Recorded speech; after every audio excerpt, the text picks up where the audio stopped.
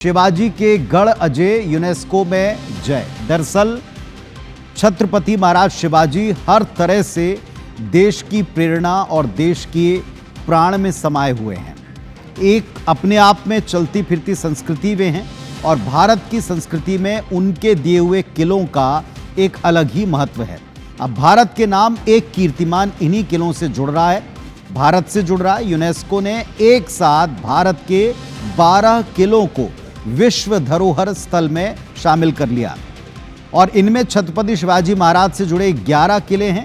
तमिलनाडु के चोल वंश से संबंधित जिंजी का किला इसमें शामिल है। इन सभी किलों को 17वीं से 19वीं सदी के बीच बनवाया गया था।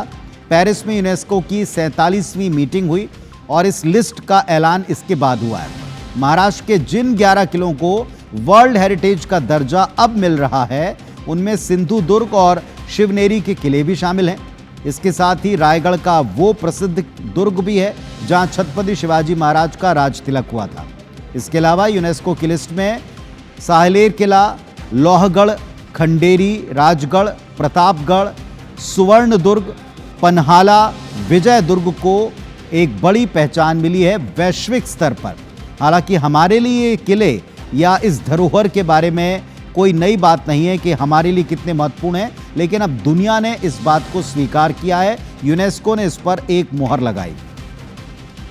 अब जाहिर है कि छत्रपति शिवाजी महाराज से जुड़े किले के यूनेस्को के वर्ल्ड हेरिटेज साइट्स का हिस्सा बन जाने के बाद भारत की गौरवपूर्ण इतिहास की कथा अंतर्राष्ट्रीय स्तर के ऊपर ख्याति प्राप्त करेगी। पिछले 3 महीने में ऐसा पहली बार हो रहा है जब यूनेस्को की लिस्ट में भारत का नाम शामिल है।